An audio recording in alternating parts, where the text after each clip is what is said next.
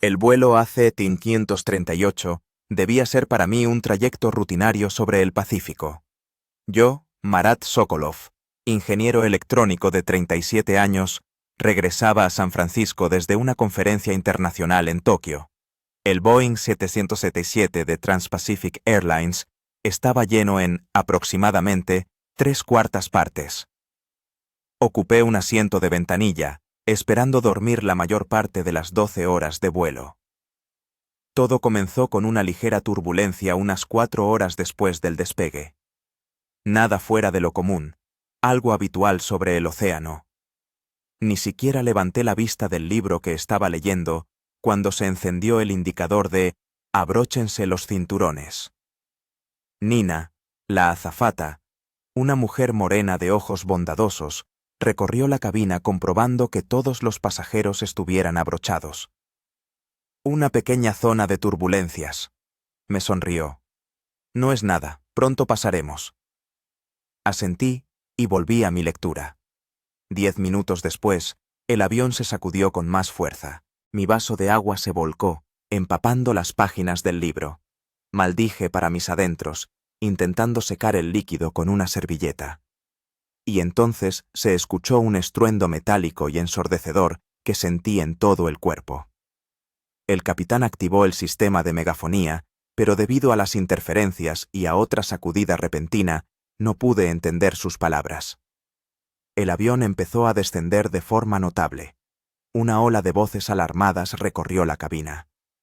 «Por favor, mantengan la calma», gritó la jefa de cabina, Verónica, intentando superar el creciente ruido. «Adopten la posición de seguridad». Miré por la ventanilla y vi que el motor derecho estaba envuelto en llamas. Se me encogió el estómago por el horror. A mi lado estaba sentada una joven, Lada, con la que había intercambiado un par de frases al principio del vuelo. Ahora estaba pálida y apretaba convulsivamente los reposabrazos. «Todo irá bien», dije, sin creerme mis propias palabras. Al instante siguiente, el avión se inclinó bruscamente hacia la izquierda. Las máscaras de oxígeno cayeron de los compartimentos sobre nuestras cabezas. Rápidamente me puse la mía y ayudé a Lada con la suya. El pánico en la cabina iba en aumento. Algunos gritaban, otros rezaban. Un niño lloraba. Por la ventanilla solo veía el océano, que se acercaba a una velocidad aterradora. Instintivamente adopté la posición para un aterrizaje de emergencia. Me incliné hacia adelante, agarrando mis rodillas con las manos y apoyando la cabeza contra el respaldo del asiento delantero. El tiempo se alargó. Cada segundo parecía una eternidad. «Prepárense para un amerizaje de emergencia», se oyó la voz del capitán, esta vez clara y firme.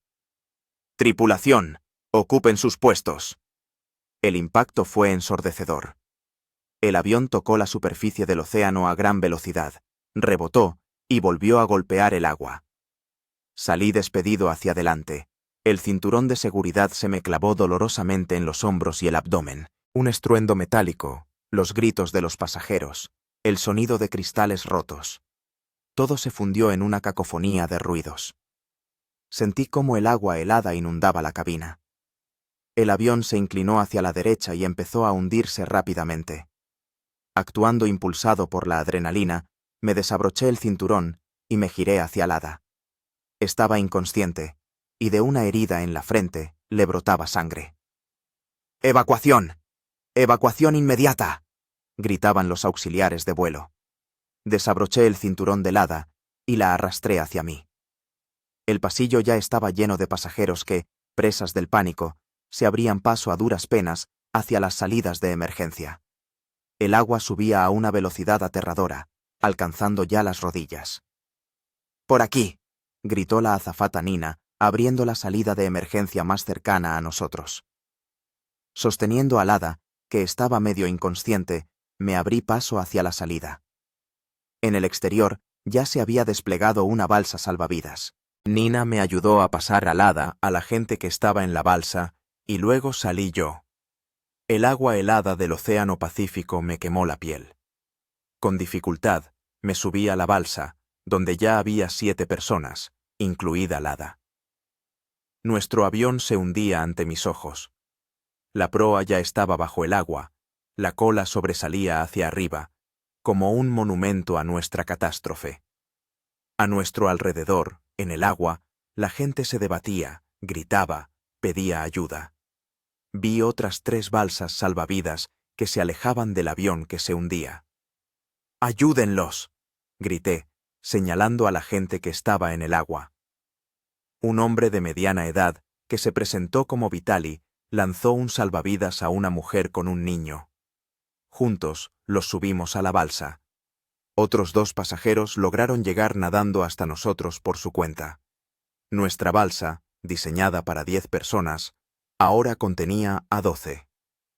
Lo último que vi fue cómo la cola del avión se hundía verticalmente en las oscuras profundidades. Alrededor flotaban escombros, pertenencias personales de los pasajeros, chalecos salvavidas. Mirábamos desesperadamente al agua, intentando encontrar más supervivientes. Debemos acercarnos a las otras balsas, dije. Juntos tendremos más posibilidades. Utilizando los remos de plástico del equipo de emergencia, empezamos a remar hacia la balsa más cercana, en la que conté unas 8 personas. El agua estaba agitada, pero no había tormenta. El sol brillaba implacablemente desde un cielo despejado, reflejándose en la superficie del océano en miles de destellos. Cuando nos acercamos a la otra balsa, vi entre los supervivientes al copiloto, Artyom. Su uniforme estaba desgarrado, tenía un corte profundo en la cara, pero mantenía la compostura y daba órdenes. «¡Amarren las balsas entre sí!», gritó. «Nos estarán buscando, no podemos dispersarnos». Usando cuerdas de los kits de emergencia, unimos nuestras balsas. Al poco tiempo, se nos unieron otras 2. En total, éramos 34 personas, menos de la quinta parte de todos los que iban a bordo. Miré a mi alrededor. El océano infinito se extendía en todas direcciones. Ni tierra, ni barcos, ni aviones. Solo agua hasta el horizonte. Y un pensamiento que me heló la sangre. Estábamos a unos 2000 kilómetros de la costa más cercana, en medio del océano Pacífico. Lada recuperó la consciencia y lloraba silenciosamente, apretando un paño húmedo contra la herida en la cabeza.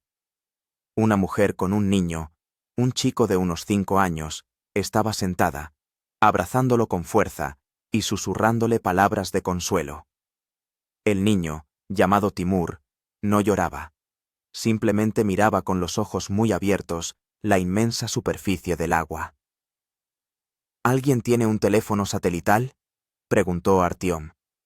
¿Una radiobaliza? ¿Algo para comunicarnos?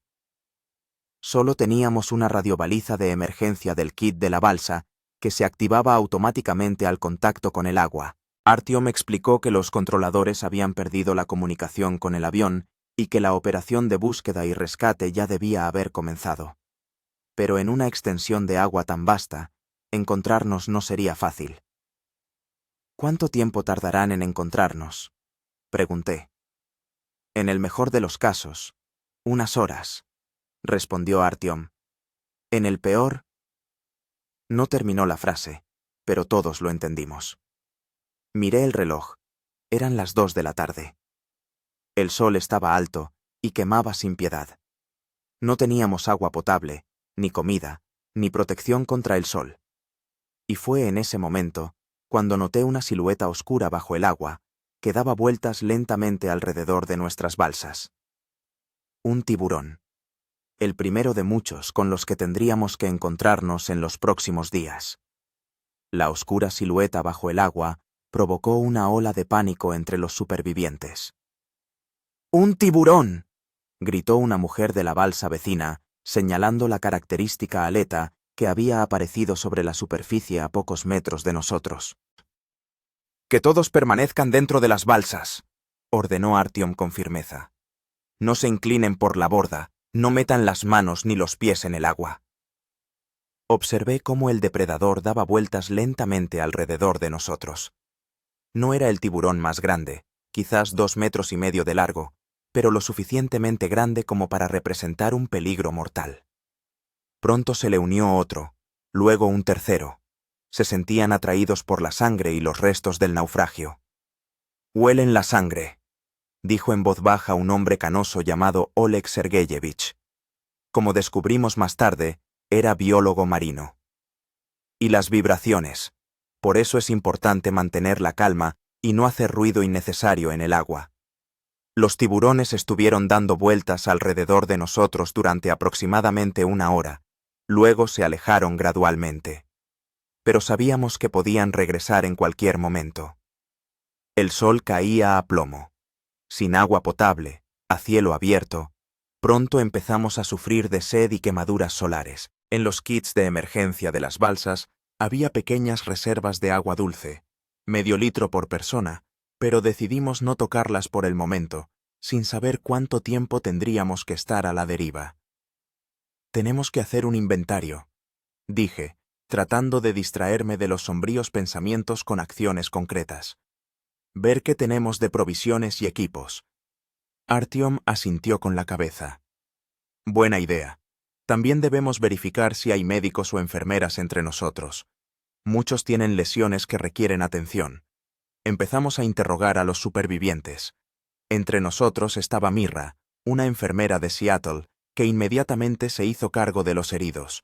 Usando los botiquines de primeros auxilios de los kits de emergencia, limpiaba cortes, contusiones y aplicaba vendajes improvisados. El inventario reveló que en nuestras 4 balsas teníamos 20 litros de agua dulce, medio litro por persona.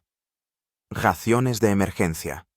Barritas de alto contenido calórico, diseñadas para 3 días.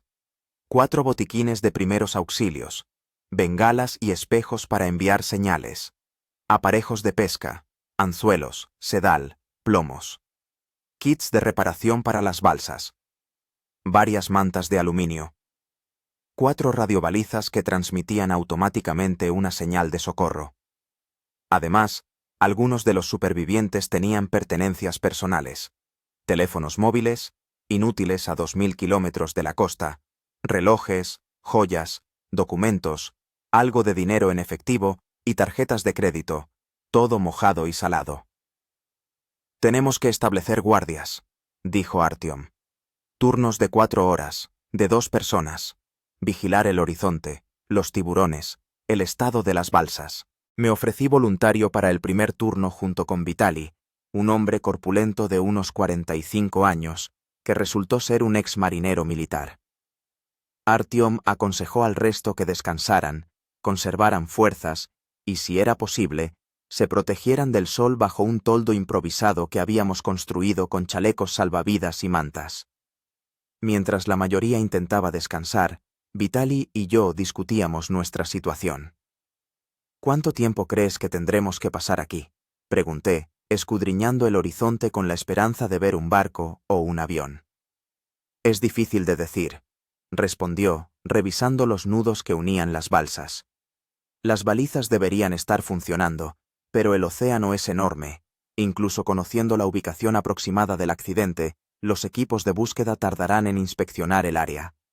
«¿Y las corrientes? ¿Podrían las corrientes alejarnos mucho del lugar del siniestro?». «Sin duda. Hay varias corrientes fuertes en esta parte del Océano Pacífico. Podríamos desplazarnos a una velocidad de hasta 3 o 4 kilómetros por hora. Eso significaría hasta 100 kilómetros al día». La idea no ayudaba mucho a levantar el ánimo. Miré nuestras balsas, unas manchas naranjas brillantes en la inmensidad azul del océano, como agujas en un pajar. Al atardecer del primer día, la euforia por el rescate se desvaneció, dejando paso a la cruda realidad de nuestra situación. La sed nos atormentaba a todos. Mirra insistió en que se repartiera un pequeño sorbo de agua a cada uno, especialmente a los heridos y al niño.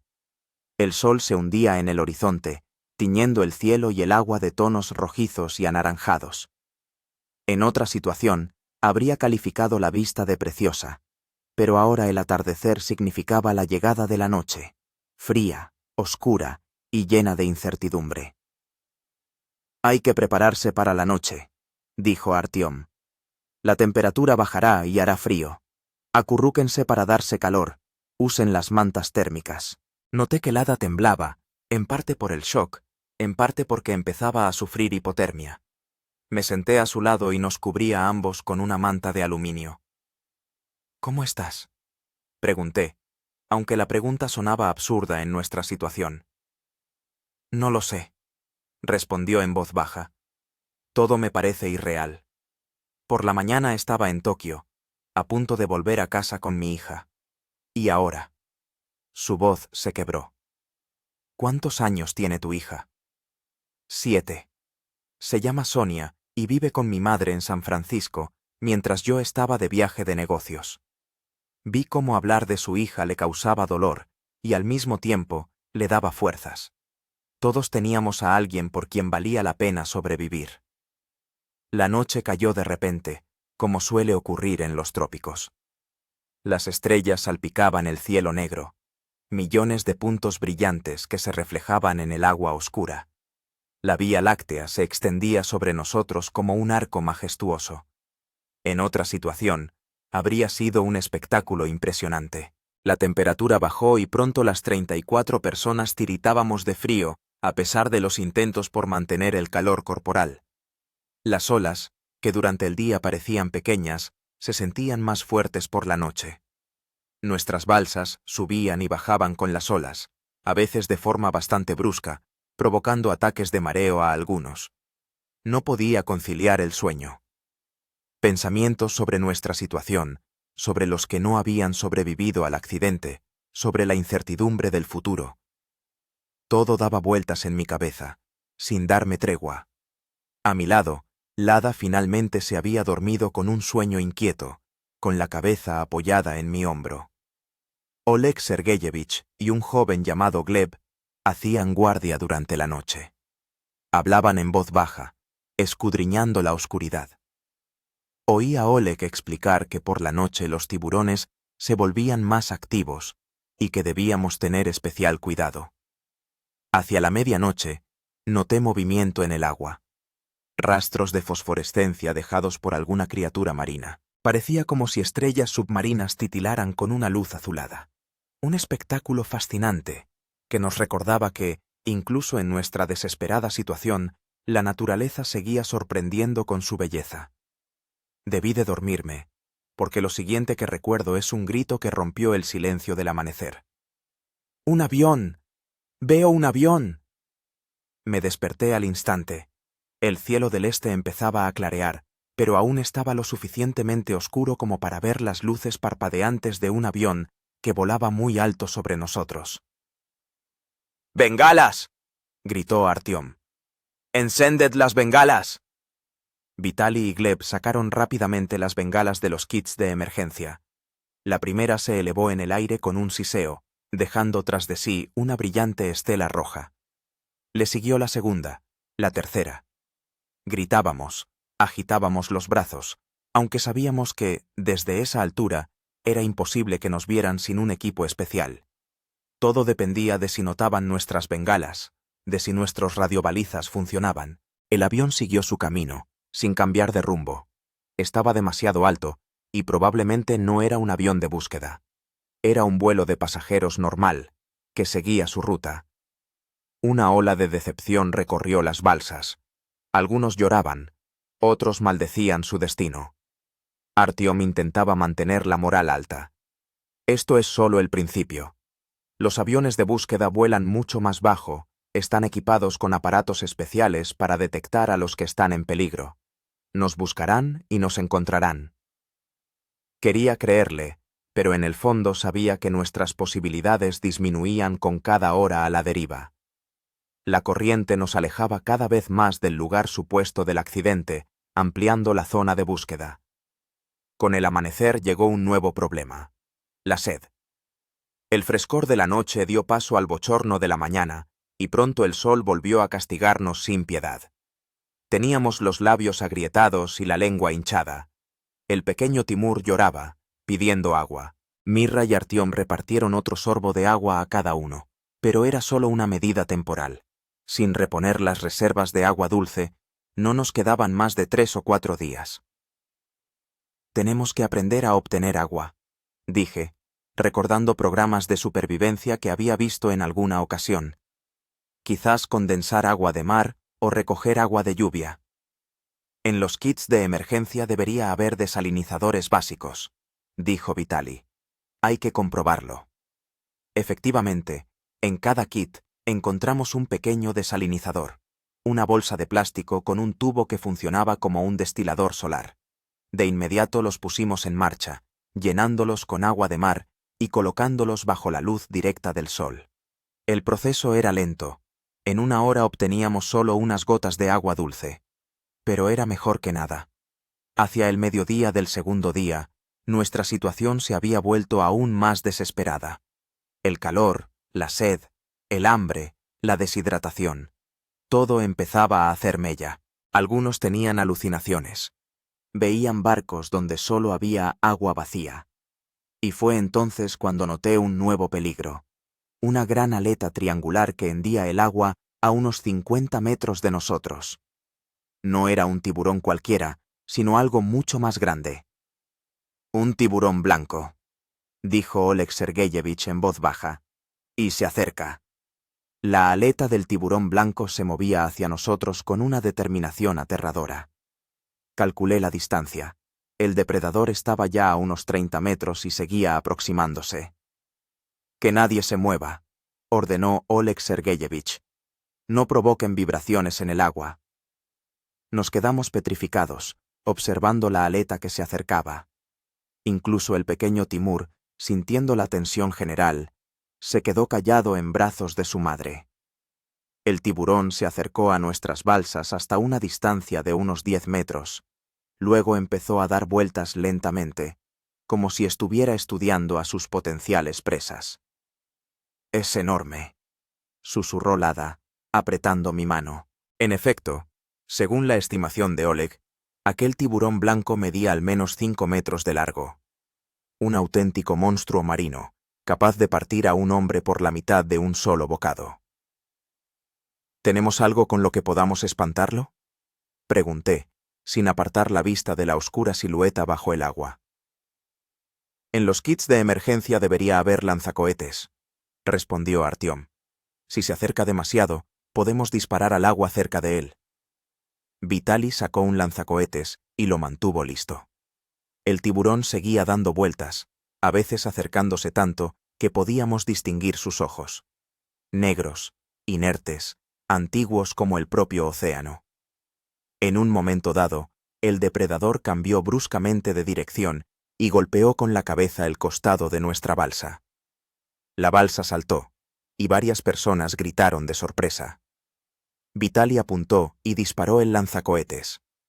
La bengala entró en el agua a pocos metros del tiburón y explotó bajo la superficie, creando un brillante destello y una onda expansiva. Funcionó. El tiburón giró bruscamente y se alejó nadando, dejándonos en relativa seguridad, pero sabíamos que podía volver en cualquier momento. «Huelen nuestro miedo», dijo Oleg. «Y nuestra sangre. ¿Alguien tiene heridas abiertas?» Mirra examinó rápidamente a todos los heridos. Varias personas tenían cortes y rasguños, producto de la evacuación del avión.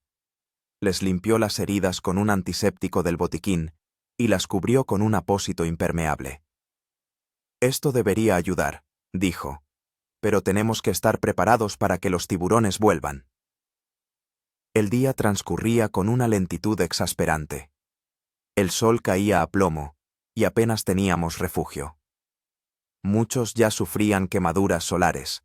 La piel se enrojecía, dolía, y algunos tenían ampollas. Mirra repartió crema solar de los botiquines, pero era terriblemente poca para 34 personas. Al caer la tarde del segundo día, la situación del agua se volvió crítica. Nuestras reservas menguaban, y los desalinizadores caseros daban solo unas míseras gotas. Noté que algunos miraban disimuladamente el océano que nos rodeaba, una fuente infinita de agua que no se podía beber. «No beban agua de mar», advirtió Artyom al notar esas miradas. «Solo aumentará la sed y acelerará la deshidratación». Repartimos el agua que quedaba, un pequeño sorbo para cada uno. No era suficiente, pero era mejor que nada. El hambre también empezaba a apretar, aunque era el menor de nuestros problemas. Una persona puede vivir sin comida mucho más tiempo que sin agua. Decidí intentar pescar, utilizando los aparejos del kit de emergencia.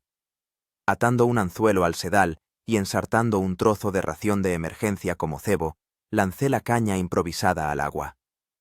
¿Crees que pescarás algo?, preguntó Gleb, observando mis acciones.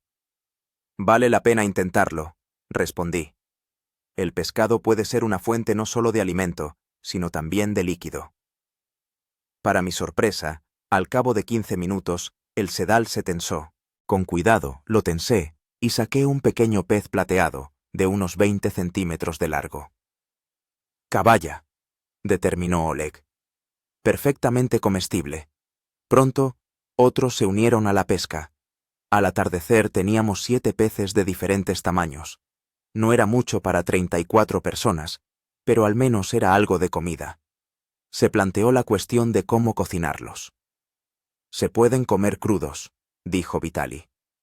En la flota nos enseñaron que, en una situación extrema, el pescado crudo es mejor que nada. Dividimos el pescado en pequeñas porciones. El sabor no era el más agradable, pero era la primera comida de verdad en casi 2 días. Además, los tejidos blandos del pescado contenían líquido, que saciaba un poco la sed. La noche del segundo día trajo nuevas pruebas. La temperatura volvió a bajar y temblábamos de frío. Pero lo peor era que se avecinaban nubarrones en el horizonte. Se acercaba una tormenta. Tenemos que prepararnos, dijo Artyom, mirando la oscura línea de nubes. Aseguren bien todas las cosas, comprueben que las balsas están bien amarradas, y preparen recipientes para recoger agua de lluvia. Utilizamos todo lo que pudiera retener agua: botellas vacías, envases de plástico de los botiquines, incluso zapatos. La lluvia podía ser nuestra salvación o nuestra perdición, según la intensidad de la tormenta. Las primeras gotas cayeron alrededor de la medianoche.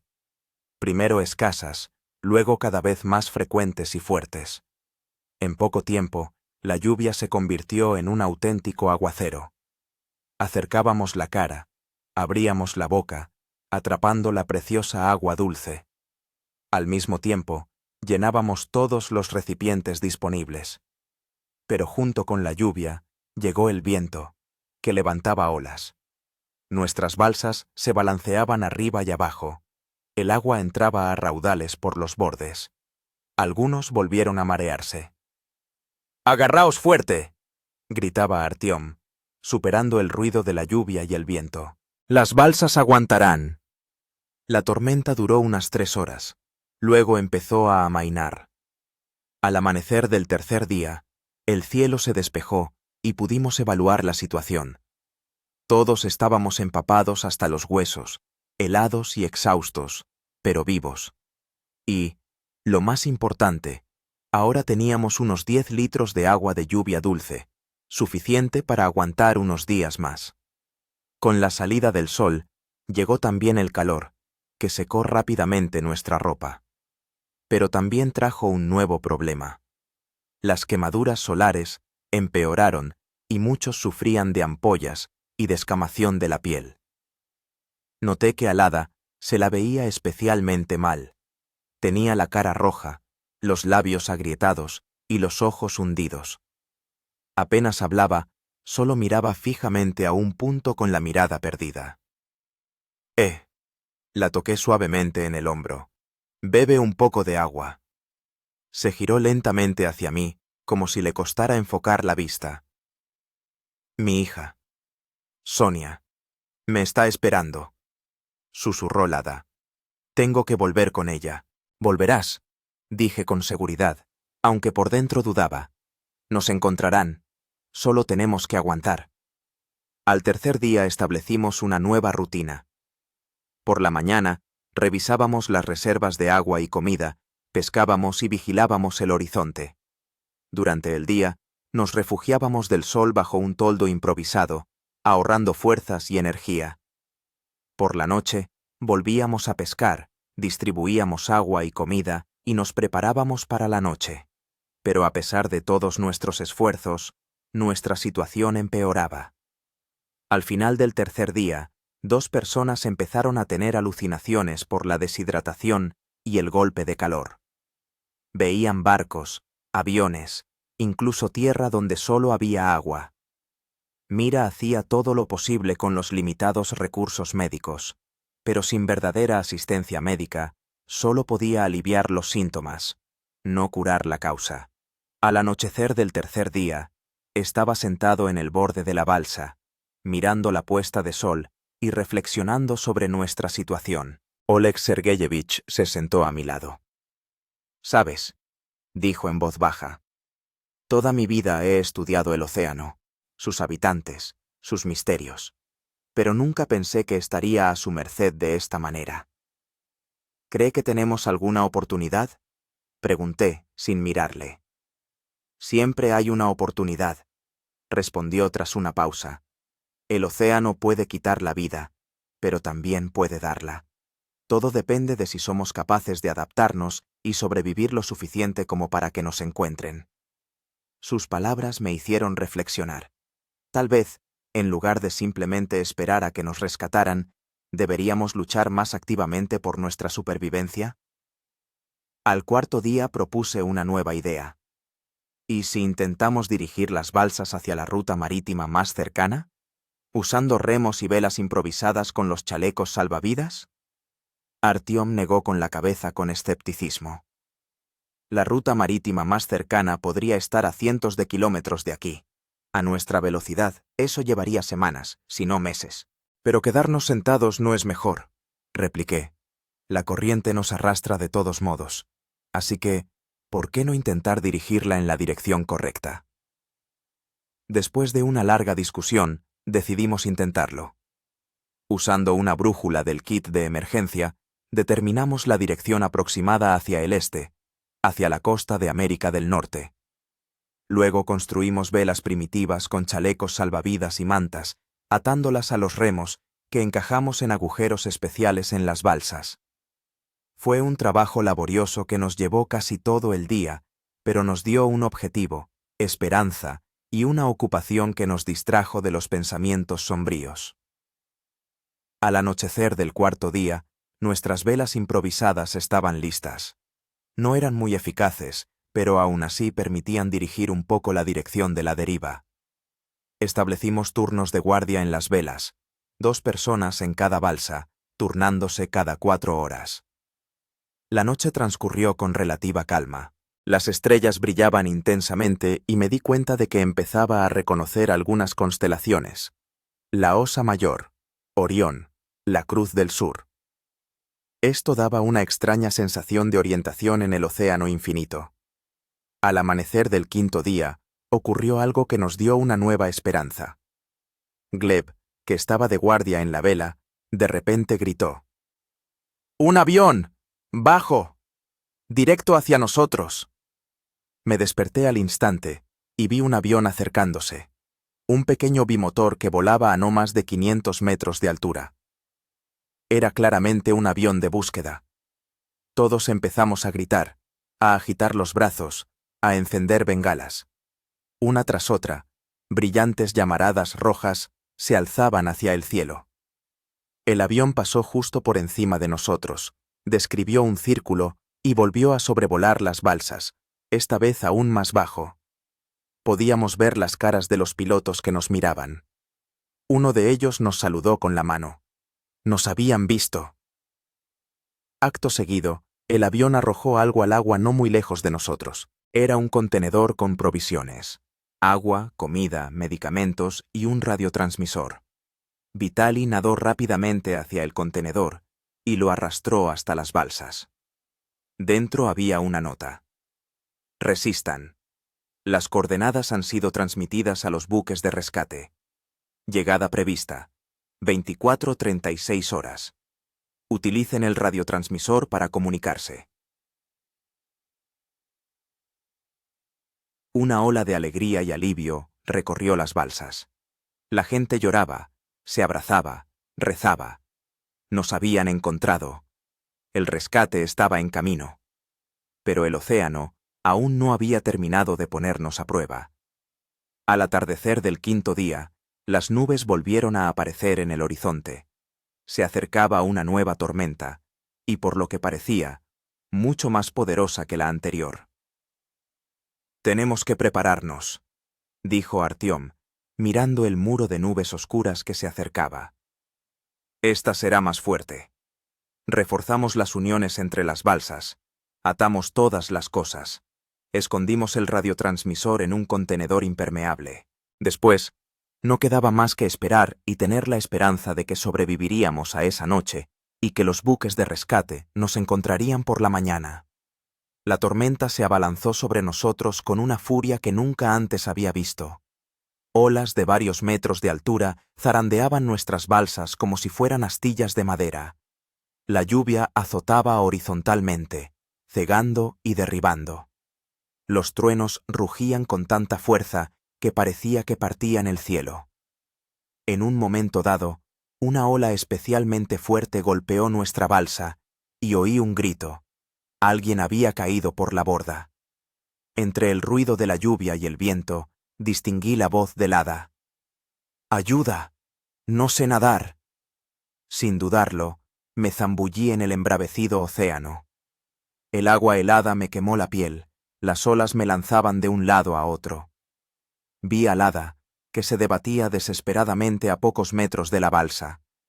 Con una fuerte brazada, nadé hacia ella y la abracé por la cintura. «¡Agárrate a mí!», grité. «Voy a sacarte de aquí». Vitali y Gleb nos lanzaron un salvavidas con una cuerda. Me agarré a él con una mano, mientras con la otra sostenía al hada. Juntos nos arrastraron de vuelta a la balsa. Yacíamos allí, jadeando, empapados hasta los huesos, pero vivos. Lada lloraba en silencio, con la cara hundida en mi hombro. «Gracias», susurró. «Me has salvado la vida». La tormenta continuó durante toda la noche, poniéndonos a prueba hasta el límite. Al amanecer del sexto día, finalmente comenzó a amainar. El cielo se despejó, y pudimos evaluar los daños. Una de las 4 balsas estaba gravemente dañada, y hubo que abandonarla. Las 34 personas nos apiñábamos ahora en las 3 balsas restantes. Pero lo peor de todo era que la tormenta nos había arrastrado lejos del lugar donde nos había descubierto el avión de búsqueda. Volvíamos a estar solos en medio del océano infinito. «Tenemos que usar el radiotransmisor», dijo Artyom. «Informar de nuestras nuevas coordenadas». Vitali sacó el radiotransmisor del contenedor y lo encendió. Para nuestro alivio, el aparato funcionaba. Artyom tomó el micrófono. «Habla el copiloto del vuelo ACT-538. Hemos sobrevivido a la tormenta, pero nos hemos desplazado de nuestra posición anterior. Repito, nos hemos desplazado. Somos 34 personas en 3 balsas salvavidas. Se requiere evacuación inmediata». Durante unos segundos hubo silencio. Después se escuchó un crujido de estática y una voz. «Recibido, ACT-538. Su señal ha sido localizada. El buque de rescate está cambiando de rumbo. Llegada prevista. 12 horas. Resistan». Una nueva ola de alivio y esperanza. 12 horas. Parecía una eternidad, pero en comparación con lo que ya habíamos pasado, no era nada. Pero el océano tenía preparada otra prueba para nosotros. Alrededor del mediodía, Oleg Sergeyevich vio varias aletas que se movían hacia nosotros. «Tiburones tigre», dijo sombríamente. «Y hay muchos». Los tiburones tigre se acercaban a nuestras balsas desde diferentes direcciones. Conté al menos 5 aletas cortando la superficie del agua. A diferencia del solitario tiburón blanco que había estado rondándonos antes, estos depredadores parecían actuar de forma coordinada, como una manada de lobos rodeando a su presa. «Están hambrientos y son agresivos», dijo Oleg Sergeyevich en voz baja. «Los tiburones tigre son unos de los más peligrosos. Comen todo lo que pueden atrapar». Vi cómo uno de los tiburones se acercaba a una balsa y la empujaba desde abajo, comprobando su resistencia. La balsa saltó, y varias personas gritaron del susto. «¡Las bengalas!», ordenó Artyom. Preparen las bengalas para ahuyentarlos. Vitaly, Gleb y yo cogimos una bengala cada uno y tomamos posiciones a los lados de las balsas. Los tiburones seguían dando vueltas, a veces acercándose y golpeando los costados. Uno de ellos sacó la cabeza del agua, mostrando filas de dientes afilados. ¡Fuego!, gritó Artyom cuando un tiburón especialmente grande se acercó demasiado. Disparé, apuntando al agua cerca del depredador. La bengala entró en el agua y explotó, creando un destello brillante y una onda expansiva. El tiburón se echó hacia atrás bruscamente, pero no se alejó mucho, solo retrocedió unos metros. «No tienen miedo», dijo Oleg. «Están demasiado hambrientos». En ese momento, uno de los tiburones golpeó con fuerza el fondo de la balsa en la que estaban Mirra y varios heridos. El fondo de goma se combó, pero afortunadamente no se rompió. «Necesitamos algo más efectivo», dije, inspeccionando febrilmente nuestras escasas provisiones. «Algo que realmente las ahuyente. En los kits de emergencia debería haber pintura marina colorante», recordó Vitaly. «Dicen que a los tiburones no les gustan los colores brillantes y el olor químico». Rápidamente encontramos paquetes con pintura de color naranja brillante, destinada a crear manchas en la superficie del agua para facilitar la detección desde el aire. Sin pensarlo dos veces, abrí un paquete y vertí el contenido en el agua cerca del tiburón más cercano. El efecto fue inmediato. El depredador se echó bruscamente hacia atrás, alejándose de la mancha naranja que se extendía. Rápidamente repetimos este truco con el resto de los tiburones, creando alrededor de las balsas una especie de barrera de manchas de color. Funcionó.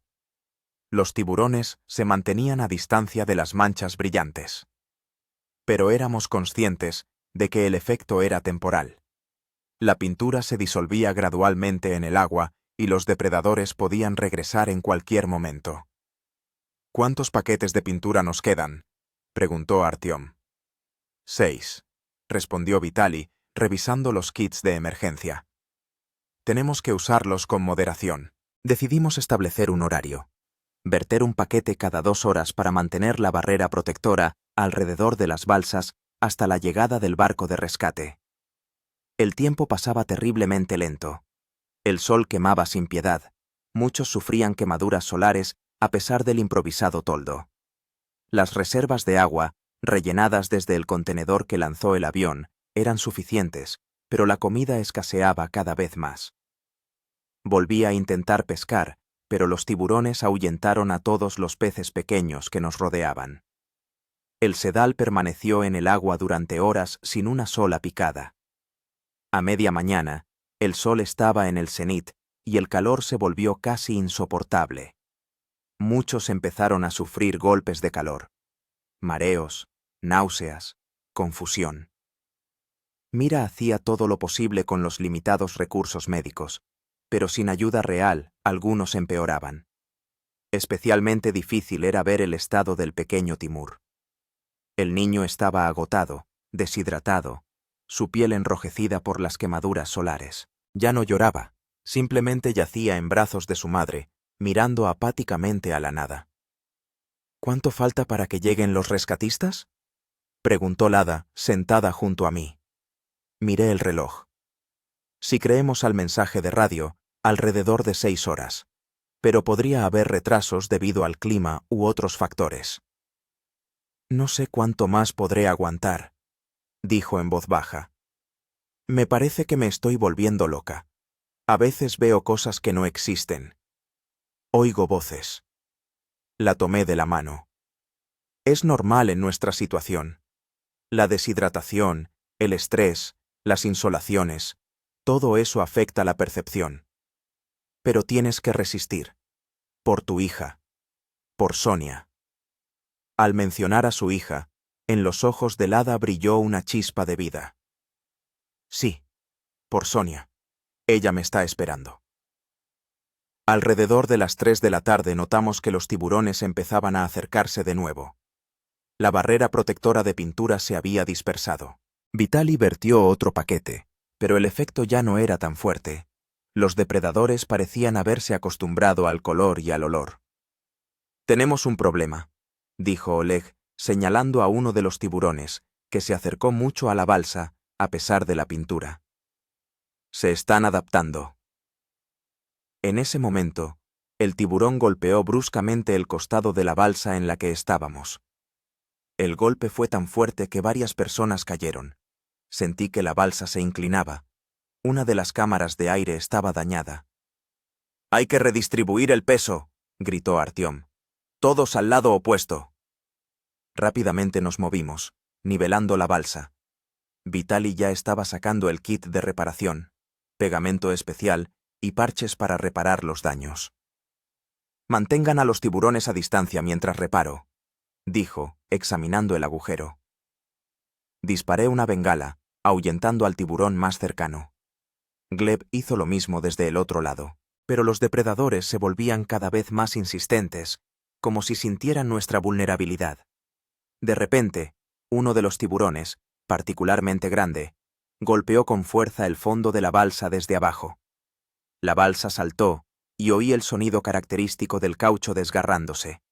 Otra cámara de aire estaba dañada. «¡Nos hundimos!», gritó una mujer con un niño. «¡La balsa se hunde!». Artyom evaluó rápidamente la situación. «Todos a las balsas de al lado. Rápido pero sin pánico». Comenzó la evacuación. Nos ayudábamos mutuamente a pasar a las 2 balsas intactas restantes. Levanté al pequeño Timur y lo pasé a la balsa de al lado, luego ayudé a su madre. Lada fue la última en abandonar la balsa que se hundía. Ya había pasado una pierna por encima del borde de la balsa de al lado, cuando una ola especialmente fuerte balanceó ambas balsas en direcciones opuestas. Lada perdió el equilibrio y cayó al agua entre las balsas. «¡Lada!».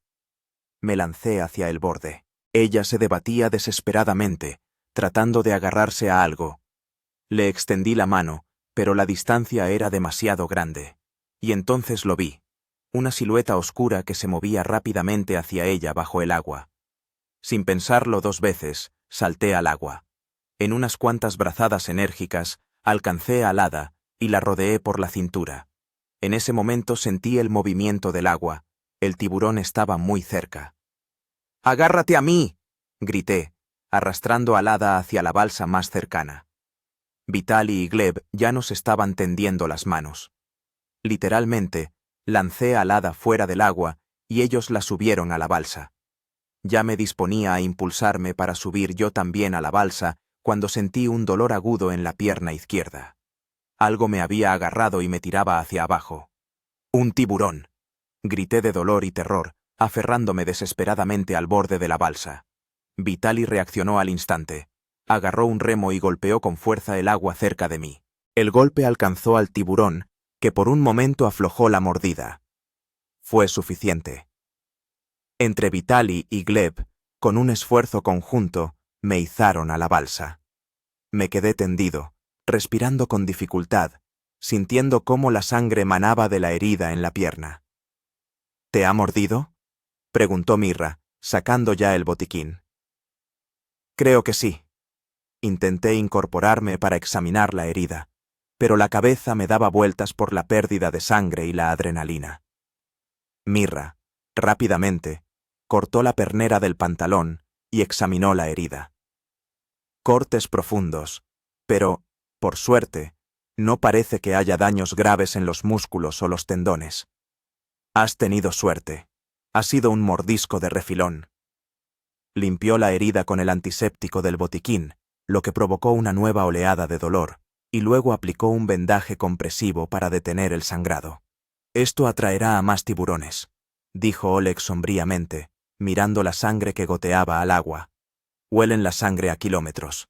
«¿Cuánto falta para que lleguen los rescatistas?», preguntó Artyom, mirando el reloj. «Si no se retrasan, unas 4 horas», respondió Vitali. «Tenemos que aguantar», dijo Artyom con firmeza. «Usad todos los medios de disuasión que queden, pintura, bengalas, todo lo que haya». Las siguientes horas se convirtieron en una auténtica pesadilla. Los tiburones, atraídos por el olor a sangre, rodearon nuestras balsas formando un anillo denso. Nos defendimos con todo lo que teníamos a mano: remos, pistolas de bengalas, pintura. Pero los depredadores se volvían cada vez más agresivos. La pierna me palpitaba de dolor, el vendaje estaba empapado de sangre. Mirra lo cambió, apretándolo aún más, pero no conseguía detener la hemorragia por completo. «Necesitas atención médica de verdad», dijo, negando con la cabeza. «La herida podría infectarse». Sabía que tenía razón, pero ahora ese era el menor de nuestros problemas. Lo importante era sobrevivir hasta que llegaran los rescatistas. Al atardecer del sexto día, la situación se volvió crítica. Se nos acabaron los botes de pintura y casi todas las bengalas. Los tiburones seguían atacando las balsas, a veces mordiendo los bordes de goma. Vitaly y Gleb apenas daban abasto para reparar los agujeros. El sol se ponía lentamente en el horizonte, tiñendo el cielo y el agua de tonos rojo sangre. Yo estaba tendido, apoyado de espaldas contra el borde de la balsa, sintiendo una creciente debilidad por la pérdida de sangre. Lada estaba sentada a mi lado, tomándome la mano. «Aguanta», susurraba. «Tú me salvaste. Ahora no voy a dejar que te rindas». Sonreí débilmente. «No pienso hacerlo. Todavía me quedan muchas cosas por hacer en tierra firme». En ese momento, Gleb, que escudriñaba el horizonte, gritó de repente: «¡Un barco! ¡Veo un barco!». Todos los que podían se pusieron de pie, mirando en la dirección señalada.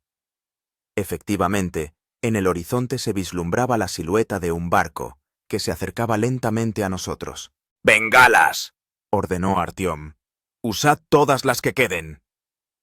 Las últimas 3 bengalas se elevaron al cielo una tras otra, dejando brillantes rastros rojos en el cielo crepuscular. «Deberían vernos», dijo Vitaly. «Tienen que vernos». Observamos con atención el barco que se acercaba. Todavía estaba lejos, pero claramente se dirigía hacia nosotros. Era un barco de rescate de la Guardia Costera, grande, blanco, con las características franjas rojas en el casco. «Vienen hacia nosotros», dijo Artyom, sin ocultar el alivio en su voz. «Estamos salvados». Pero el océano nos tenía preparada una última prueba. Los tiburones, como si sintieran que la presa se les escapaba, intensificaron los ataques. Un tiburón tigre especialmente grande golpeó con fuerza el fondo de la balsa en la que estábamos Lada, Vitaly, yo y algunas personas más. La balsa dio un salto y oí el sonido de la goma que se rompía. El agua empezó a entrar rápidamente. Una de las cámaras de aire principales estaba gravemente dañada. «¡La balsa se hunde!», gritó Vitaly. «¡Todos a la otra balsa!». Comenzó una evacuación caótica. La gente intentaba pasar a la última balsa que quedaba intacta, que ya estaba abarrotada. Con dificultad me puse de pie, sintiendo cómo el agua fría me llegaba ya a las rodillas. «Lada, ve tú primero», dije, empujándola hacia el borde. «No, juntos». Me rodeó la cintura con los brazos, ayudándome a caminar. Vitaly ya estaba ayudando a los demás a pasar a la balsa vecina. Nuestra balsa se hundía rápidamente, el agua ya me llegaba a la cintura. En ese momento, vi un reflector. El barco estaba lo suficientemente cerca y nos iluminaba con un potente haz de luz. Oí el ruido de los motores. Eran las lanchas de rescate, que habían sido botadas desde el barco. «¡Agárrense!», llegó una voz desde el altavoz. «¡Vamos hacia ustedes!». La primera lancha llegó a la balsa que se hundía cuando el agua ya me llegaba al pecho. Los rescatistas con trajes de neopreno ayudaban a la gente a subir a la lancha. Vi cómo izaban a Lada a bordo, luego me tocó a mí. «Tiene una herida de mordedura de tiburón», dijo Lada a los rescatistas, señalando mi pierna. 2 hombres fuertes me sujetaron y literalmente me arrastraron a la lancha. Caí sobre la cubierta, sintiendo un alivio increíble. Estábamos salvados. La segunda lancha recogió a las personas de la última balsa. 15 minutos después, los 34 supervivientes estábamos a bordo de los botes de rescate, rumbo al buque de la Guardia Costera. Cuando me subían al barco, eché una última mirada al océano. En los haces de los reflectores, vi varias siluetas oscuras dando vueltas alrededor del lugar donde habían estado nuestras balsas. Los tiburones seguían cazando, pero su presa se había escapado. En la cubierta nos recibieron los médicos. Inmediatamente me pusieron en una camilla y me llevaron a la enfermería del barco. Lo último que recuerdo antes de perder el conocimiento por el cansancio y la pérdida de sangre es el rostro del hada, inclinado sobre mí, y sus palabras. Hemos sobrevivido, Marat. Hemos sobrevivido. Volví en mí en la enfermería del barco. Las paredes blancas, el olor a antiséptico, el zumbido constante del equipo médico. Todo parecía irreal después de 6 días en mar abierto. Tenía la pierna vendada profesionalmente y un gotero con solución salina y antibióticos conectado al brazo. «Bienvenido de nuevo». Oí una voz y giré la cabeza. Lada estaba sentada junto a la cama. Se veía mucho mejor. Limpia, con ropa seca proporcionada por la tripulación del barco. Su pelo estaba húmedo después de la ducha, y sus mejillas tenían un saludable rubor. Solo los labios agrietados y las quemaduras solares en su rostro recordaban la pesadilla vivida. «¿Cuánto tiempo estuve inconsciente?», pregunté, intentando sentarme. «Unas 12 horas», respondió, ayudándome a encontrar una posición más cómoda. El médico dijo que era por agotamiento, deshidratación y pérdida de sangre. «Te hicieron una transfusión». Observé la enfermería. Había varios supervivientes más de nuestro vuelo. Mirra ayudaba al médico del barco a cuidarlos. «¿Cómo están los demás?», pregunté. «Los 34 están vivos», sonrió Lada. «Algunos están mejor, otros peor, pero todos sobrevivieron». El pequeño Timur ya corretea por el barco como si nada hubiera pasado. Los niños se recuperan sorprendentemente. Esta noticia me alivió enormemente. Sobrevivimos a un accidente aéreo, a 6 días de deriva en mar abierto, a tormentas y a ataques de tiburones, y los 34 habíamos sobrevivido. Parecía un milagro. El médico del barco entró en la enfermería, un hombre alto de mediana edad con canas en las sienes. Se presentó como el doctor Mijail y comenzó a examinar mi herida. «Ha tenido suerte», dijo, cambiándome el vendaje. «El mordisco fue superficial, no hay daños graves en los músculos o los tendones, pero la herida es profunda, tardará en curar. Y existe riesgo de infección. Los dientes de tiburón transmiten muchas bacterias. Le estamos administrando antibióticos potentes, pero al llegar a tierra necesitará tratamiento adicional». «¿Cuándo llegaremos a tierra?», pregunté. «En unas 36 horas», respondió el doctor. «Nos dirigimos a San Diego.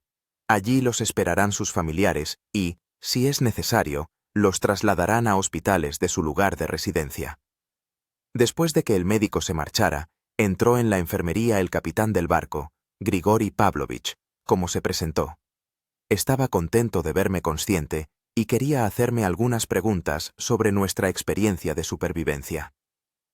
«Es una historia increíble», dijo, tras escuchar un breve relato de nuestros 6 días en el océano. «Sobrevivir a un accidente aéreo a 2000 kilómetros de la costa, aguantar 6 días entre tiburones. Es casi imposible. Han demostrado un coraje y una inventiva excepcionales». «Solo queríamos sobrevivir», respondí. «Todos aportaron algo». Artyom dirigió. Vitali reparó las balsas. Mirra cuidó de los heridos. Oleg Sergeyevich dio consejos sobre el comportamiento de los tiburones. Sin alguno de ellos, es posible que no lo hubiéramos logrado. El capitán asintió. «Así es como se sobrevive en situaciones extremas, juntos, utilizando las habilidades y el conocimiento de cada uno. Por cierto, ya los están esperando los periodistas. La historia de su rescate ha dado la vuelta a todas las agencias de noticias del mundo. Pero les dije que nada de entrevistas hasta que se recuperen y estén listos. Asentí agradecido. La idea de responder a las preguntas de los periodistas me parecía insoportable en ese momento. Después de que el capitán se marchara, le pedí a Lada que me ayudara a levantarme. A pesar de la debilidad y el dolor en la pierna, quería ver a los demás supervivientes, asegurarme de que estaban bien. Apoyándome en Lada y en una muleta improvisada, salí de la enfermería. El barco era grande y moderno, con espaciosas habitaciones y cómodos camarotes. Los supervivientes se alojaron en varios camarotes comunes, convertidos en dormitorios temporales. En el salón, encontré a la mayoría de nuestros compañeros de infortunio. Estaban sentados a las mesas, comiendo comida caliente de verdad, bebiendo agua pura y zumos. Algunos hablaban con un psicólogo, que estaba a bordo especialmente para trabajar con los supervivientes. Cuando entré, apoyándome en Lada, todos se volvieron hacia mí. Por un instante hubo silencio. Luego Vitali se levantó y empezó a aplaudir. Los demás se unieron a él, y pronto todo el salón estaba de pie aplaudiendo. Me sentí avergonzado por tal recibimiento. ¿A qué se debe esto? Por salvar a Lada, arriesgando tu vida, respondió Vitali. Por proponer la idea de las velas improvisadas. Por no perder la compostura ni siquiera en los momentos más difíciles. No me hagan caso, dije, negando con la cabeza. Cada uno de nosotros hizo algo importante para la supervivencia de todos. No merezco aplausos especiales. Sí que los mereces, dijo Lada en voz baja. Sin ti, yo no habría sobrevivido. 2 veces. Sonreí con incomodidad y me senté en la mesa más cercana. Enseguida me trajeron un plato de sopa caliente y pan fresco, una comida sencilla que, en ese momento, me pareció un auténtico festín. Mientras comía, Artom se sentó a mi lado. El antiguo copiloto parecía cansado, pero tranquilo. ¿Cómo estás?, preguntó, señalando con la cabeza mi pierna vendada. Tiraré adelante, respondí. ¿Y tú? ¿Qué va a pasar ahora? Artom suspiró. Investigación. Meses y meses de indagaciones para saber qué falló con el avión. Soy el único miembro de la tripulación que sobrevivió, así que tendré que responder a un montón de preguntas. Pero eso no importa. Lo importante es que estamos vivos. Asentí, entendiendo por lo que iba a tener que pasar. Un accidente de avión de pasajeros siempre es un suceso grave que requiere una investigación exhaustiva. Durante el día hablé con muchos de los 34 supervivientes. Cada uno vivía lo sucedido a su manera. Algunos, como el pequeño Timur, casi se habían recuperado y lo veían como una aventura. Otros, sobre todo los que habían sufrido heridas graves o perdido a seres queridos en la catástrofe, estaban sumidos en una profunda depresión. El psicólogo me explicó que muchos de nosotros sufriríamos trastorno de estrés postraumático. Pesadillas, flashbacks, ataques de pánico. Todo eso podría perseguirnos durante meses o incluso años. Pero también hizo hincapié en que la experiencia vivida juntos había creado entre nosotros un vínculo especial que podría ayudarnos en la curación.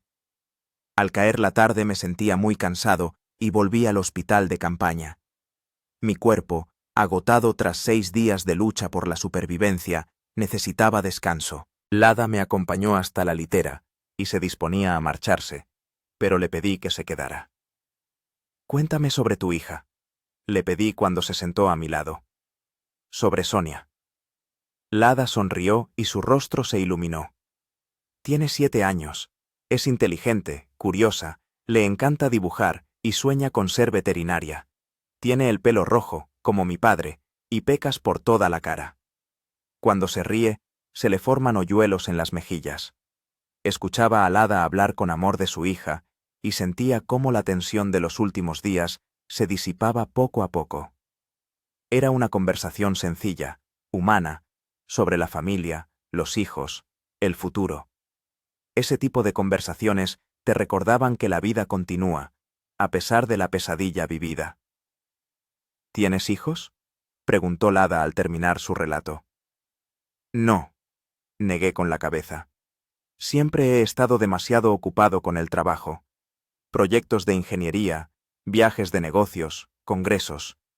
Nunca surgió lo de formar una familia. Después de una experiencia así, muchos reevalúan sus prioridades, dijo en voz baja. Yo sé que ahora voy a valorar cada momento con Sonia mucho más. Asentí, entendiendo que tenía razón. 6 días entre la vida y la muerte te hacen pensar en lo que realmente importa.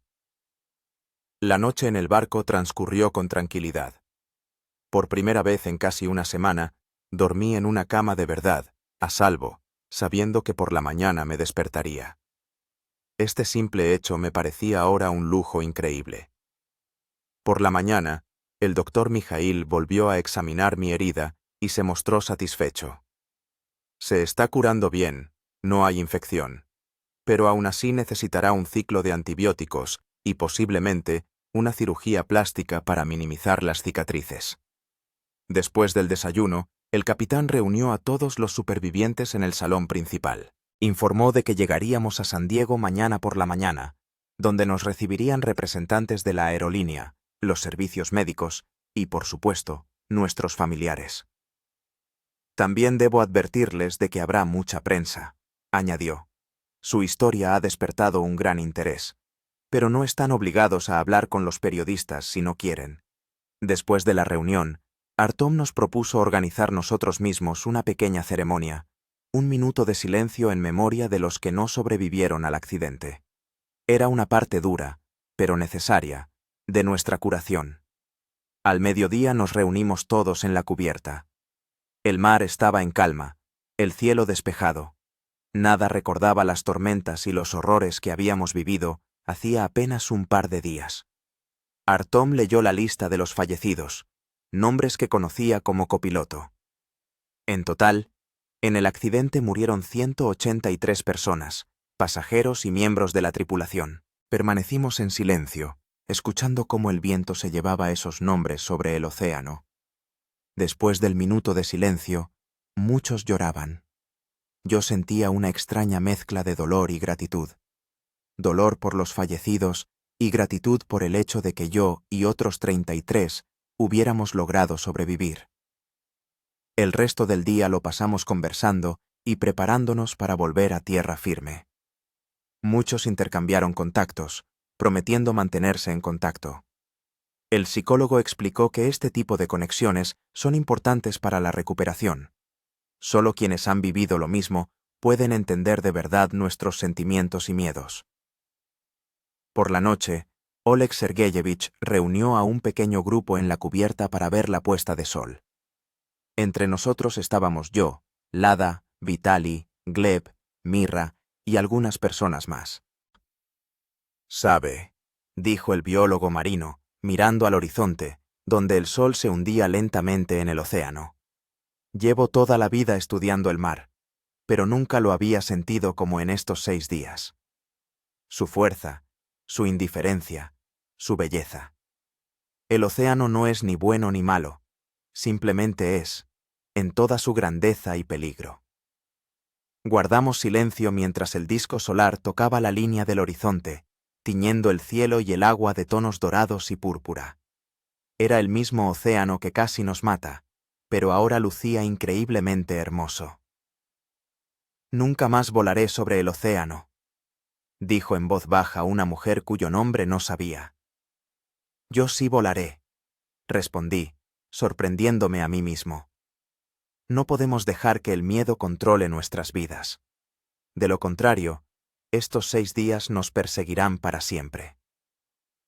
Lada me tomó de la mano y dijo suavemente: «Tienes razón, tenemos que seguir adelante, pero nunca olvidar».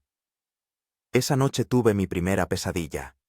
Estaba de nuevo en el océano, solo, sin balsa, rodeado de tiburones. Me desperté bañado en sudor frío, sofocado por el pánico. Lada estaba a mi lado. No podía dormir y decidió ver cómo estaba. ¿Una pesadilla?, preguntó, sentándose al borde de mi litera. Asentí, aún sintiendo cómo me latía el corazón. Es normal, dijo. El psicólogo nos advirtió que esto pasaría, quizás durante mucho tiempo. ¿Cómo vamos a superarlo?, pregunté, sabiendo que ella entendía a qué me refería. Día a día, respondió Lada con sencillez. Juntos, los 34. A la mañana siguiente vimos la costa, una delgada franja de tierra en el horizonte que gradualmente se hacía más ancha y definida. Muchos no pudieron contener las lágrimas al ver tierra firme. Después de 6 días en el inmenso océano, la tierra parecía un milagro, un sueño inalcanzable que de repente se hacía realidad. Cuando el barco entró en el puerto de San Diego, vimos multitudes de personas en el muelle, familiares, periodistas, representantes de la aerolínea, equipos médicos. Nos saludaban con la mano, sostenían carteles con nuestros nombres, algunos lloraban de alegría. Yo estaba de pie en la cubierta, apoyado en una muleta, y miraba la costa que se acercaba. Lada estaba a mi lado, y vi cómo buscaba a su hija y a su madre entre la multitud. «¡Ahí están!», exclamó de repente, señalando a una niña pelirroja que saltaba y agitaba los brazos. «Es Sonia. Y mi mamá». Sonreí al ver su alegría. En la multitud, por supuesto, no había nadie que me esperara a mí personalmente. Mis padres vivían en Moscú, mis amigos y colegas, en diferentes ciudades. Pero en ese momento eso no importaba. Yo era parte de algo más grande. Un grupo de personas que juntas habían sobrevivido a lo imposible. Cuando bajaron la pasarela y empezamos a desembarcar, nos recibieron con aplausos. Los periodistas gritaban preguntas, los flashes de las cámaras cegaban, pero todo parecía irreal, como si le estuviera sucediendo a otra persona. Vi cómo Lada corría hacia su hija, abrazándola tan fuerte como si nunca más quisiera soltarla. Vi cómo Artem era rodeado por representantes de la aerolínea e investigadores. Vi cómo Mirra era agradecida por los familiares de aquellos a quienes había ayudado. Un hombre de traje se acercó a mí y se presentó como representante de la aerolínea. Me expresó sus condolencias por el desastre y me aseguró que la compañía cubriría todos los gastos médicos y pagaría una indemnización. También organizaremos su regreso a casa cuando los médicos le permitan volar, añadió. Asentí, sin saber qué responder. La idea de volver a subirme a un avión me provocaba sentimientos encontrados, miedo y determinación al mismo tiempo. Los médicos me ayudaron a subir a una ambulancia. A mí y a otros supervivientes nos llevaron al hospital para recibir tratamiento adicional. Antes de que se cerraran las puertas de la ambulancia, vi a Lada, cogida de la mano de su hija, despidiéndose de mí. Le devolví el saludo, sabiendo que no era un adiós. Nuestra conexión, forjada durante 6 días entre la vida y la muerte, era demasiado fuerte para simplemente desaparecer. En el hospital me esperaban nuevos exámenes, una operación para limpiar y suturar la herida de la mordedura de tiburón, un curso de antibióticos y terapia de recuperación. Pero todo esto ya era parte del regreso a la vida normal, una vida que casi había perdido y que ahora valoraba más que nunca. 3 semanas después, estaba sentado en la sala de espera del aeropuerto de San Diego, apoyado en un bastón. Un recordatorio de mi encuentro con el tiburón tigre. La herida cicatrizaba bien, pero los médicos me habían advertido que la recuperación completa llevaría varios meses y que la cicatriz me quedaría para toda la vida. Miraba el panel de salidas, donde mi vuelo a Moscú con escala en Nueva York mostraba el estado embarque. Dentro de mí, 2 sentimientos luchaban, el deseo de volver a casa y el miedo a volver a remontar el vuelo.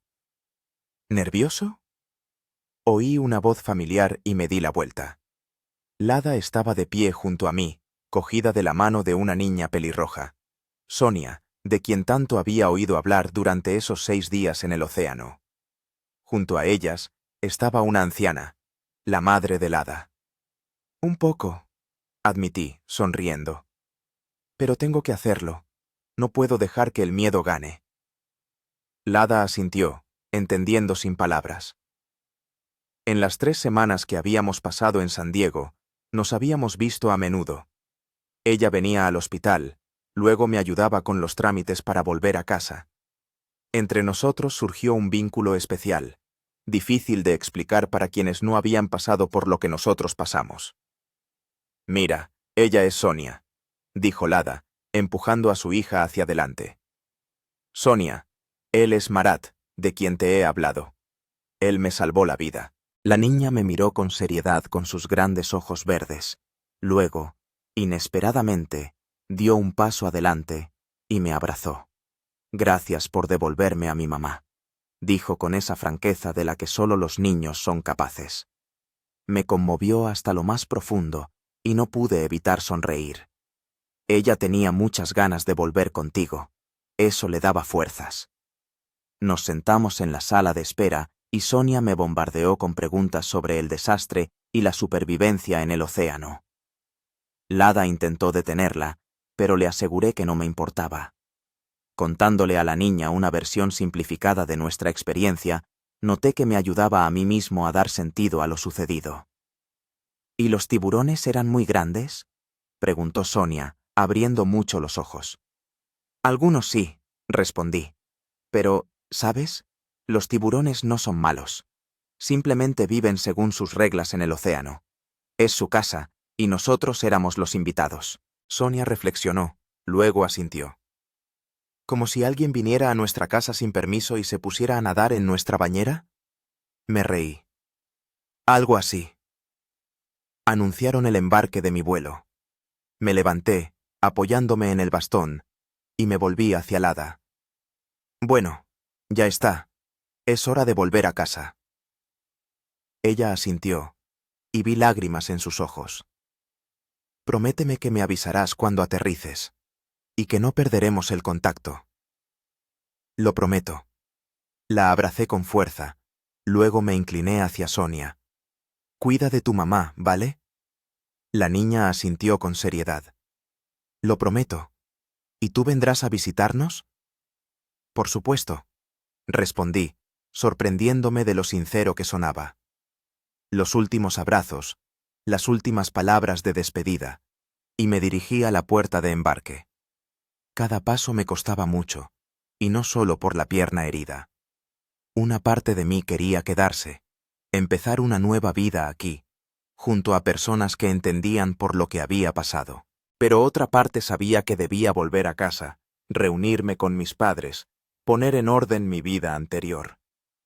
En el avión, me senté junto a la ventanilla y sentí que mi corazón comenzaba a latir más rápido. Los recuerdos del desastre me invadieron con renovada fuerza, el sonido del motor fallando, los gritos de los pasajeros, el impacto contra el agua. Cerré los ojos e hice varias respiraciones profundas, utilizando las técnicas que me había enseñado el psicólogo. Una joven que estaba sentada a mi lado me miró con preocupación. ¿Se encuentra bien? ¿Le da miedo volar? Abrí los ojos y sonreí débilmente. Antes no me daba miedo. Pero hace un mes sobreviví a un accidente aéreo sobre el Océano Pacífico. Sus ojos se abrieron con sorpresa. ¿Es usted uno de los supervivientes? He leído sobre ello. 34 personas pasaron casi una semana en balsas salvavidas entre tiburones. Es una historia increíble. Asentí, sin querer entrar en detalles.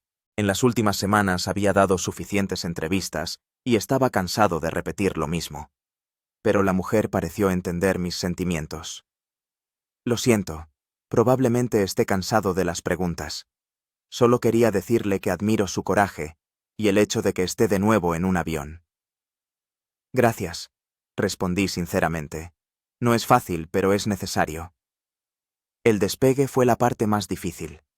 Apreté con fuerza los reposabrazos, sintiendo cómo el sudor frío perlaba mi frente. Pero cuando el avión se estabilizó a la altura de crucero, poco a poco empecé a relajarme.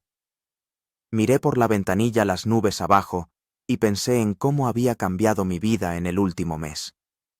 Antes del desastre, era un ingeniero electrónico de éxito, completamente absorto en el trabajo. Tenía una vida cómoda, pero en cierto modo vacía, sin verdaderos apegos, sin relaciones profundas. 6 días en el océano lo cambiaron todo. Vi lo frágil que es la vida y lo importantes que son las conexiones humanas. En Nueva York tenía una conexión. En el aeropuerto John F. Kennedy, varias personas me reconocieron. La historia de nuestro rescate aún estaba reciente en las noticias. Alguien me pidió un autógrafo. Alguien solo quiso estrecharme la mano. Era una sensación extraña, ser famoso por simplemente haber sobrevivido. Antes de embarcar en el vuelo a Moscú, llamé a Lada, como le había prometido. Al escuchar su voz, sentí calidez y tranquilidad. Primera etapa superada, dije. He llegado a Nueva York sin incidentes. Sabía que lo lograrías, respondió ella. Sonia te manda saludos. Te ha dibujado un cuadro, un tiburón con una sonrisa. Dice que los tiburones no son malos, solo incomprendidos. Me reí. Qué niña más lista. Tiene razón. Hablamos unos minutos más, luego tuve que ir a embarcar. Antes de despedirnos, Lada dijo: «Sabes, estoy pensando en mudarme a Moscú. A Sonia le vendría bien conocer otra cultura, aprender ruso. Y mi empresa está abriendo una filial allí». Sentí que mi corazón latía más rápido. Sería maravilloso. Podría mostraros la ciudad, ayudaros a instalaros. Entonces esto no es una despedida, dijo ella. Solo un hasta pronto. Hasta pronto, repetí, sintiendo cómo una sonrisa se dibujaba en mi rostro. El vuelo transatlántico fue tranquilo. Incluso logré dormir unas horas, aunque los sueños eran inquietantes. Seguía en el océano, luchando contra las olas y los tiburones. Pero ahora esas pesadillas no me provocaban el pánico de antes. Me despertaba, recordándome que todo había terminado, que había sobrevivido. Cuando el avión empezó a descender sobre Moscú, sentí una extraña mezcla de emociones. La alegría de volver a casa y, al mismo tiempo, la sensación de que ya no era la misma persona que se había marchado de aquí hacía un mes. En el aeropuerto de Sheremetyevo me esperaban mis padres.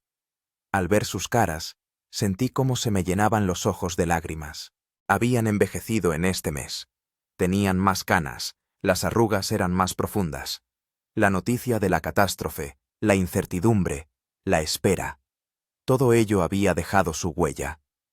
Mi madre se abalanzó sobre mí, abrazándome con tanta fuerza como si temiera que desapareciera. Mi padre, generalmente tan reservado, tampoco ocultó sus emociones. Ambos lloraban, y yo lloré con ellos, de alivio, de alegría, de ososnanie de lo mucho que los amaba y de cuánto los había echado de menos.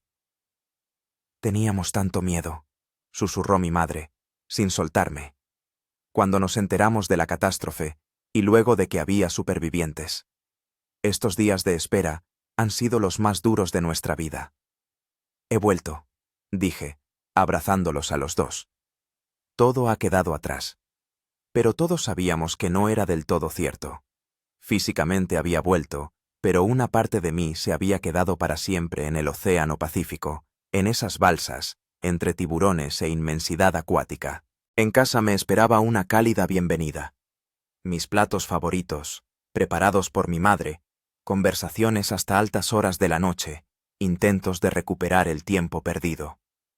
Mis padres querían saber todo sobre mi experiencia, pero yo contaba las cosas con cautela, protegiendo sus sentimientos, omitiendo los detalles más terribles. La primera noche en casa me desperté sobresaltado por una pesadilla. Soñaba que estaba de nuevo en el agua, solo, rodeado de tiburones. Me senté en la cama, jadeando, desorientado. Por un momento, no podía entender dónde estaba, en el océano o en casa. Luego la realidad regresó y exhalé lentamente. Las semanas siguientes estuvieron llenas de encuentros, con amigos, compañeros de trabajo, periodistas. Todos querían escuchar mi historia de primera mano. Me convertí en una especie de celebridad local. El hombre que sobrevivió entre tiburones. Esta atención me cansaba, pero entendía que la gente necesitaba historias como esa. Historias de supervivencia, de superación, del espíritu humano que no se rinde ni siquiera en las situaciones más desesperadas. Me comunicaba regularmente con los otros supervivientes. Habíamos creado un grupo cerrado en un mensajero, donde compartíamos noticias, nos apoyábamos mutuamente. Artyom informó de que la investigación de la catástrofe seguía en curso, pero las conclusiones preliminares apuntaban a un defecto de fabricación en el motor. Vitali había vuelto al servicio en la flota. Mirra recibió una oferta de trabajo en una clínica prestigiosa. Sus acciones durante nuestra deriva habían llamado la atención de la comunidad médica. Con Lada hablaba casi a diario. Sus planes de mudarse a Moscú se estaban concretando cada vez más. Ya se había puesto en contacto con la oficina de Moscú de su empresa. Estaba estudiando opciones de escuelas para Sonia. Me sorprendí a mí mismo deseando que llegaran pronto, imaginándome cómo les enseñaría la ciudad, cómo las familiarizaría con la cultura rusa. 2 meses después de volver a casa, decidí reincorporarme al trabajo. Mi empresa se mostró comprensiva con mi situación y me ofreció un horario flexible. Sumergirme en las tareas habituales me ayudaba a distraerme de los recuerdos que aún me perseguían. Una noche, mientras trabajaba en un nuevo proyecto, recibí un mensaje de Oleg Sergeyevich. El biólogo marino me envió un enlace a un artículo científico sobre el comportamiento de los tiburones y una breve nota. Creo que te resultará interesante. Nuestra experiencia me ha ayudado a entender algo nuevo sobre estas criaturas asombrosas. Leí el artículo con interés. Oleg escribía sobre cómo nuestras observaciones de los tiburones durante la deriva confirmaban algunas teorías científicas y refutaban otras. Mencionaba nuestro caso, sin nombres, por supuesto, describiendo cómo los tiburones reaccionaban a diversos estímulos: pintura de colores, sonidos, movimientos. Este artículo me hizo reflexionar. Nuestra experiencia, por terrible que fuera, tenía valor. Podía ayudar a otros, a los científicos en sus investigaciones, a los pilotos en su preparación para situaciones de emergencia, a la gente corriente a comprender de lo que son capaces en condiciones extremas. Decidí escribir un libro sobre nuestra experiencia. No una historia sensacionalista para los tabloides, sino un relato honesto y detallado de lo que vivimos, de lo que aprendimos, de cómo cambiamos.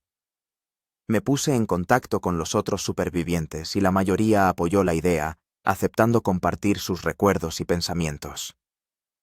Trabajar en el libro se convirtió en una especie de terapia para mí. Al registrar los acontecimientos de aquellos 6 días, los revivía, pero ya desde una distancia segura, comprendiendo, integrando esta experiencia en mi vida. Las pesadillas se hicieron menos frecuentes, los ataques de pánico al ver el océano o tiburones en documentales, menos intensos. 3 meses después de mi regreso a Moscú, Lada y Sonia volaron, primero a modo exploratorio, para conocer la ciudad, reunirse con posibles empleadores y visitar escuelas. Las recogí en el aeropuerto, nervioso como un adolescente en su primera cita. Al verlas salir por la zona de llegadas, sentí que el corazón me daba un vuelco.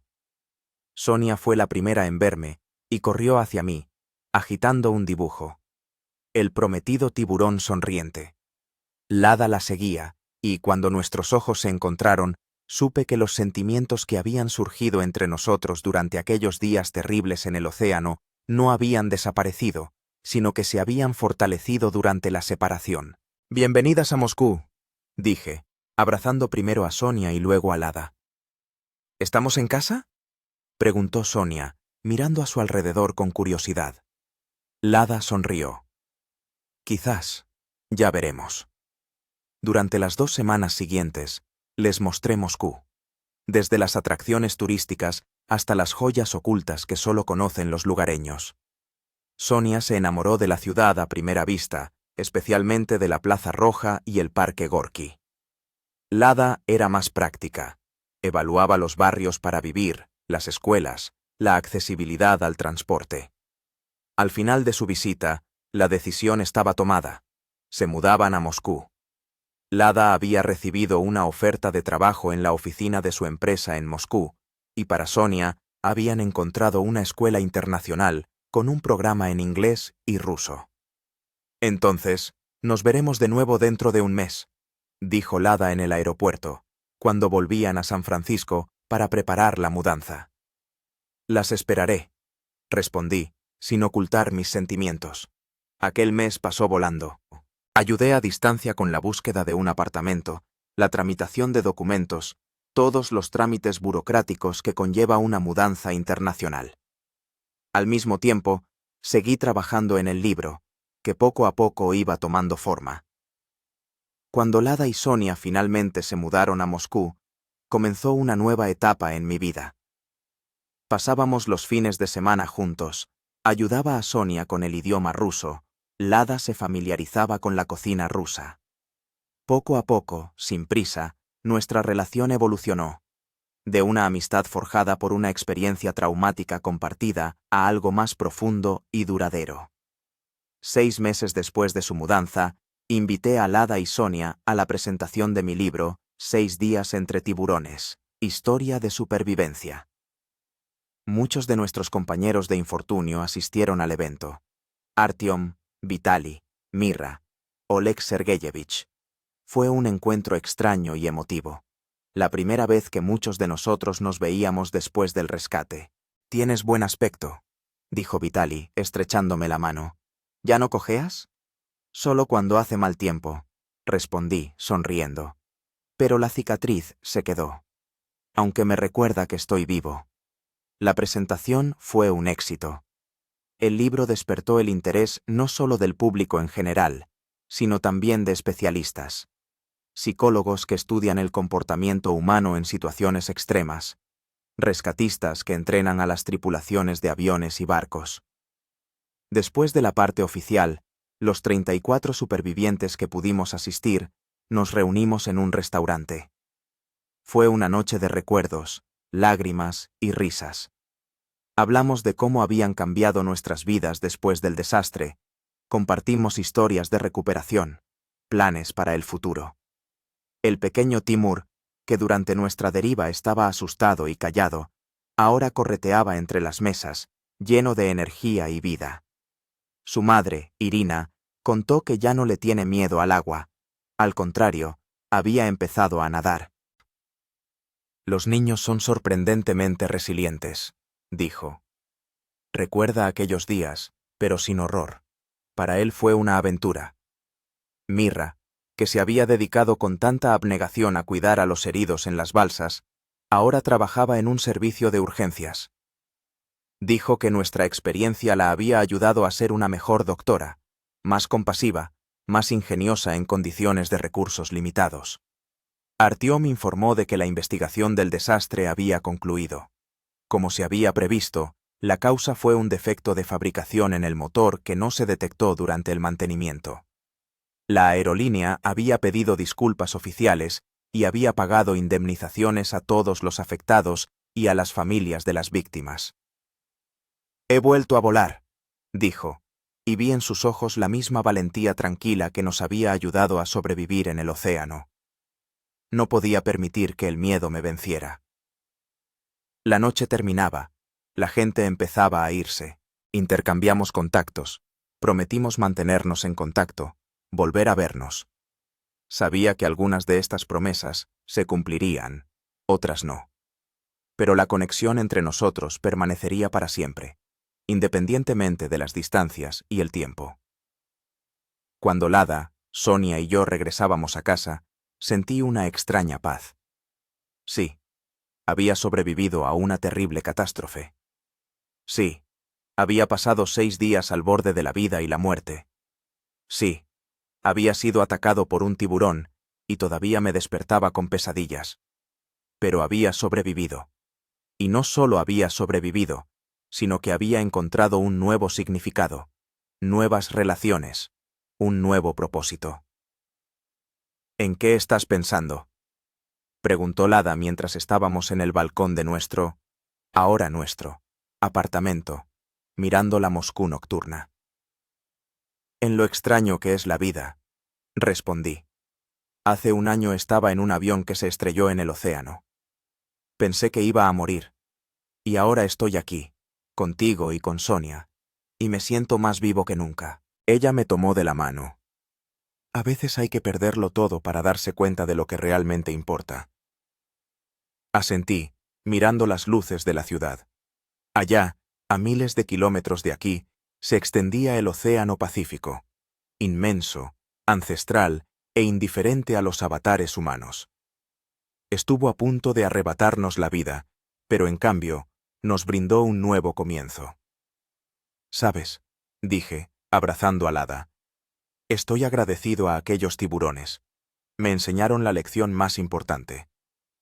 ¿Cuál?, preguntó, acurrucándose a mi lado. Que la vida no es lo que te sucede, sino lo que haces con lo que te sucede. Permanecimos en silencio, saboreando el instante. Mañana nos esperaría un nuevo día, nuevos desafíos y nuevos recuerdos. Pero hoy, ahora mismo, nos sentíamos simplemente agradecidos por tener la oportunidad de estar vivos, de estar juntos, de ser parte de este mundo asombroso, terrible y maravilloso. Y en lo más profundo de mi ser, sabía que si el destino volvía a ponerme a prueba, estaría listo, porque quien sobrevivió 6 días rodeado de tiburones puede superar cualquier cosa que la vida le depare.